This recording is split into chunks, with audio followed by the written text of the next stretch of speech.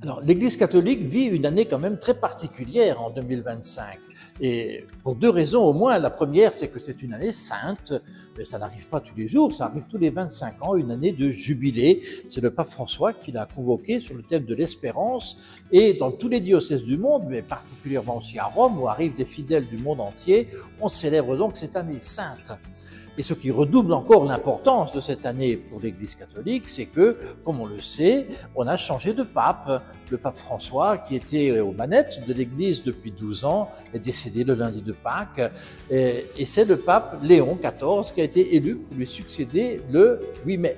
Et donc, l'objet de la conférence à laquelle je vous invite, c'est de réfléchir un peu sur ce que ça signifie pour l'Église, tout cet ensemble de circonstances qui sont quand même pas anodines du tout. D'une part, comment s'est passée la fin du pontificat du pape François, de manière assez particulière quand même, j'essaierai d'expliquer. Et puis ensuite, comment a été élu le pape Léon XIV, pourquoi le cardinal Prévost, et quelles sont les premières paroles, les premiers gestes qu'il a posés en tant que successeur du pape François. Et puis, on va essayer également de réfléchir aux grands dossiers, les grands chantiers qui attendent le pape Léon XIV au seuil de son pontificat.